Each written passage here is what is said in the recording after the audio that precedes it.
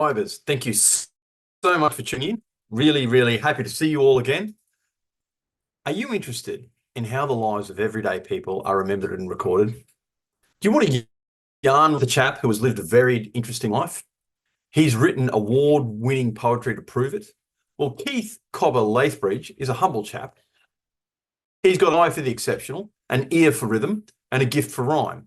Now, this is a quite short interview at 20 minutes, and Cobber shares his gifts, and we get 2 free poems. He also tells us about his new book. So please stay with us till the end. You'll like this as much as I'm sure as I have. Make sure you like, comment, and share. But enough from me. Let's hear from Cobber himself. Cobber, mate, thank you so much for coming on Northern Vibe. Really looking forward to this one. Very welcome, mate. Okay, so look, you're a poet and you know it. Tell us why you love poetry. I think we all love poetry for its rhythm and its rhyme, but bush poetry that I go in for, I guess it's like a little bit of history from the point of view of an ordinary person who was there, happened to be there at the time.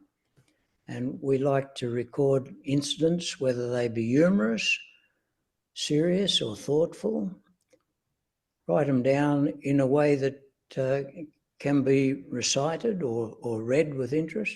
And some of it way that is exaggerated in a ridiculous manner, and that's for humour mainly.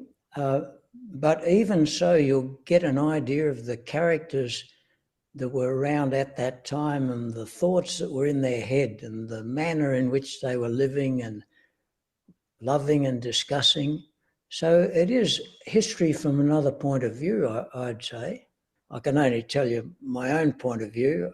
I just love to tell the little stories of the characters and the things that were happening at the time. And I feel like it's a real blessing to have been in places when things were happening and where characters were emerging, and to describe them and maybe exaggerate from time to time. But it's just an enjoyable thing, and then to pass on that information. And even though they may not be strictly accurate, but I think you could say the same about the historical records of the historians. They're not strictly accurate, but they give a bit of an overview of what's happening. Give us a quick extract of your favourite bush poem for yourself. Yes, and of course I'm very keen on some what we call the old masters of Australian bush poetry, such as Banjo Patterson. Henry Lawson, in a very different way. He was a wonderful storyteller. I don't think he was all that interested in the fabulous rhythm or rhyme, but all his stuff was good, but that wasn't his main interest. And there were other poets, John O'Brien, if you want rhyming, interesting rhyming situations, John O'Brien, C.J. Dennis, a different style altogether, but very interested in characters and human nature. And but I don't know about other, I can't speak, of course, as I've said, from the point of view of other bush poets, but I try to, well, I don't see people as being either good or evil. I see them as being human with strengths and weaknesses. And if put in the right situation, I think humans can be wonderful little animals, mammals.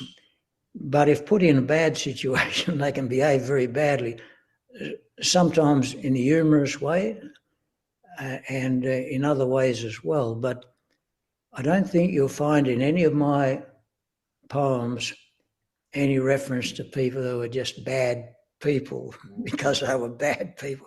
No, they were people responding to their particular situations or what they'd been taught or learnt, and they're quite capable of being just as good, just as worthy as the other people. So there's no heroes and there's no villains in my poetry. And I think Banjo Patterson had a similar point of view.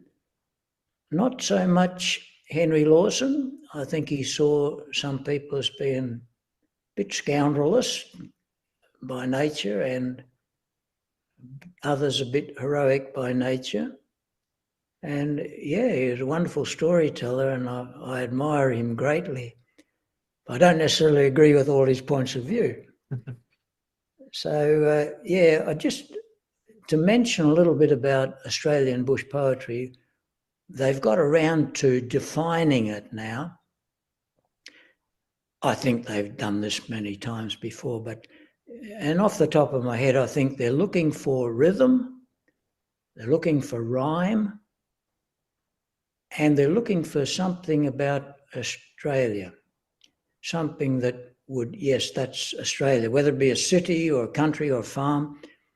But one of the great old masters, I suppose, is not Australian at all, that I think of as an honorary bush poet, Rudyard Kipling. So, you know, the poem If, for example, just what a wonderful description of things that, whether you're young or you're old, guidelines, values, and putting them into such immaculate rhythm and rhyme, so well structured. Now, a lot of people not interested in bush poetry wouldn't be concerned about the structure or the rhyme or the rhythm, but some of us are. Some of us just love that, and the story behind it is so well put together. So, and by the way, he did come to Australia. And another thing, Banjo Patterson spent some time staying with Rudyard Kipling in England at one time, and he wrote about his experience of meeting him and what he thought of him. So I find that very interesting. Yeah. I didn't know that. There we go. But mate, can you give us a short sample of your favourite work of yourself and someone else's? And it's called McCarthy's Cabin. There's a little one-room cabin well beyond the city glare, with a wooden frame veranda and a homemade rocking chair. It was built from local timber, every plank prepared by hand, and has somehow held together through the harsh Australian weather since our fathers cleared the land. And it's there you'll find McCarthy almost any time of year, since he long ago retired and he chose to settle here with his little veggie garden full of beans and silver beet. And there's always something growing, so it keeps the tucker going when he's running short of meat. There's a windmill slowly turning, pumping water from the soak. Not a scientific marvel guaranteed to send you broke, but a very simple strategy to keep the veggies strong, using trickle irrigation to replace evaporation when the summer rolls along. And of course he's got his chook run underneath the peppercorn, for McCarthy loves the crowing of his rooster at the dawn, and it gives him satisfaction, though he doesn't care to boast. But there's nothing more delicious than to load your breakfast dishes full of scrambled eggs on toast. Now, they say he quit tobacco when he gave away the grog, but it wouldn't be McCarthy if he didn't keep a dog. So he's got his loyal companion gallivanting round the hut, not a station-bred blue heeler or ravenous Rottweiler, just a small domestic mutt. Yes, he's living well contented since he left the shearing crew, but McCarthy knows a widow, and she knows McCarthy too, and he sometimes pays a visit to the farmhouse by the creek on the very day she's baking, and unless I'm quite mistaken, he's been shaving twice a week. Now, if rumour isn't fiction, and I rather hope it's not, then I reckon he's been dreaming of this widow quite a lot. And he doesn't act in haste, but to think of all that cooking from a widow, handsome looking, well, it shouldn't go to waste. There's a little one-room cabin looking brighter than before, with a curtain in the window and an orchid by the door. And McCarthy seems distracted in a happy sort of way, and it might be worth a mention that he's saving up his pension for a second room extension, just in case she comes to stay. That's McCarthy's cabin. Man, and I love your website. I got a website, have I? I forgot about that. Oh, yeah. There we go. Yeah, one of my daughters made that. And mate, there's some great poems there. And you're rather accomplished too. It shows that you've won a number of awards. But okay, so who is your favourite Australian poet? Like, you've thrown out a lot of names there. I love all those guys too. I love Kipling. I have to say, Kippers is just the best. I think I'm more of a Patterson man than a Lawson man, but I'd like to know what, you know. Yes, I'd go along with you there. There's a bloke by the name of Will Ogilvie. You've probably heard of him. He's written some beautiful poems, but he was only in Australia for about, I think, 9 years, round about time of Federation, 1901. But he's, I love his poetry, but I would say I'm not adverse to some of the blokes that are around today even. I've got a mate by the name of Peter Blythe. I call him Pedro. We've walked together. He made up a trolley that we could push, and we've walked a total of about 2,500 k's. Last one we did was only 50 k's because my old mate's 84 now. And how and why did you get into? Oh, okay. How and why? I think it's because from the age of about 9 or 10, it was something that I found I could do, and there wasn't much in that category. So when I could put together a little verse, Cobber can do some bloody thing. So I felt good about it. And then when I went at the age of 16, I got my first job up in the East Kimberley. And what a marvellous place, especially at that time, 1963. What wonderful characters, what beautiful country. I just couldn't help putting more verses together. But nobody ever read them, and except a couple I showed to my mum and dad, and they thought they were beaut. But I think they might have been a bit biased.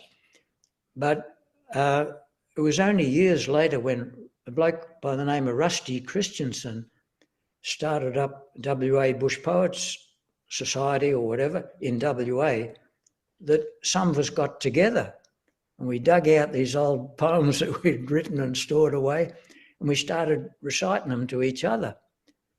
And then we had to learn to improve our work because some of them were atrocious, and how to present them, some good and some bad. But then we got a love of just getting together and enjoying our hobby together, so why, I guess, is for enjoyment. And somewhere along the line, myself and a few others got the notion that we're actually putting together a little bit of simple history. And that cheered us up a bit too, to think, well, we're not just ratbags reciting verse, we're actually putting together a picture of what was going on. Like in the East Kimberley in 1963, there was no dam, there was no Lake Argyle, there were hardly any, it was very short of people. There was no Kununurra. It was just camp for working men. They didn't have a pub. We had to go into Wyndham. I was never a great drinker, but you had to go out somewhere. I only got paid once a month, so it was nice to be able to go into town and Wyndham when the roads were open. So it just grew like that. So I guess people are in the hobby for different reasons, but most of it, we just love bush poetry. Yeah, just love it, and then get together with other people who love it. That's great. I'm getting a book together now, which is sort of the culmination of poems I've written over 60 years. So I've already got books, but this one is my favourites out of them. Plus, there's about 15 yarns about the East Kimberley back in the 1960s of the characters and the events, like little things were happening, which I think some people might be interested in. There's a little bit of basic history. And we're actually, it's going to be a hardcover book, and it'll have about 120 poems and about 220 pages, I think, and hardcover, crikey.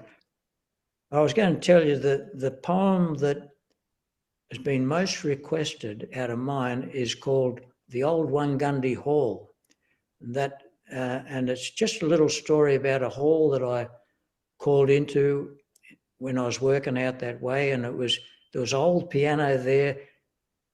The hall was abandoned, but the piano was a bit out of tune, but I played a few tunes, and in my imagination, the ghosts of the locals came in and started to dance. And then when I stopped, because my fingers were a bit tired, the ghost disappeared, and that was the end of it. That was my imagination, but I wrote a story about it. I was earning my pay on a glorious day where the wreath leschenoltias flowered, a wandering star in a Commonwealth car on the payroll of honest John Howard. Not a cloud in the sky as the paddocks rolled by, and the world was in my palm as I headed out back on the Mullewa track to the big Bundibunna farm. By a dry watercourse, a broken down horse rolled back an inquisitive eye as a flock of galahs wheeled lazily past in the magical turquoise sky. I dropped back my speed in response to a need to answer nature's call, and with no more in mind, I pulled up behind the old Wungundi Hall. My business was done in the shimmering sun, and the body felt well satisfied.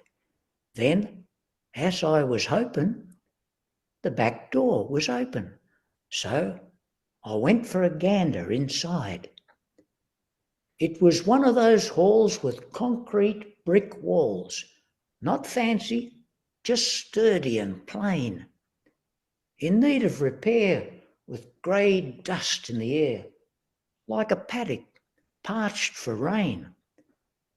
And there in the corner, with swallow nests on it, a Concord piano was strewn, dry wood, rusty iron, and just about crying for someone to strike up a tune. So I lifted the lid, but just as I did, a swallow brushed past me brow. I felt a bit daunted. Perhaps it was haunted, but too late to chicken out now. I found an old chair in the kitchen out there and struck up a tentative chord. A little off key, but it satisfied me, so into the action I roared. A Liberace I'm not, but the further I got, the more I felt right at home in Wungundi Hall with its history and all. That tune grew a life of its own, and in next to no time, I was Art Rubinstein with a smidgen of Elton John, and behind me, I swear, ghosts danced through the air. So I just kept tinkling on. Then up came the light on a wonderful sight of farmers in Sunday attire. Young blokes from the town were waltzing around with girls of their heart's desire. I picked out the tone of a sweet saxophone. Then a drummer leapt into the fray, and right through the chorus, the crowd cheered for us in a warm but ghostly way. They shouted, "Encore!" So I kept playing more, and the minutes went hurrying past, but me fingers were slowing. I couldn't keep going, so stopped for a breather at last. And wouldn't you know, that ended the show. For the moment I turned around, in the dust-laden air, the floorboards were bare, with never a ghost to be found. And try as I might to get the spell right, and the ghost dancers back on the floor, I could never repeat that magical feat. They had vanished forevermore. With no heart to play, I called it a day and trudged to the open door. But before stepping down, turned sadly around and bowed to an empty floor. Then later, outside, I felt a strange pride and walked about 10 feet tall to think I had played in a ghost serenade in the old One Gundy Hall. I hope you enjoyed that as much as I did. Great to hear from you, Jabaroo, and the other people that have commented. It's always fantastic to hear from everyone out there. And on that, Cobber was a recommendation from a listener. So if you know anyone that should come on, or you want to come on, give me a cooey. See you all next week. Always happy to see you. Please like, share, follow, and especially on YouTube. Got so many people on Facebook. I really need to get the love on YouTube as well. But thanks very much. And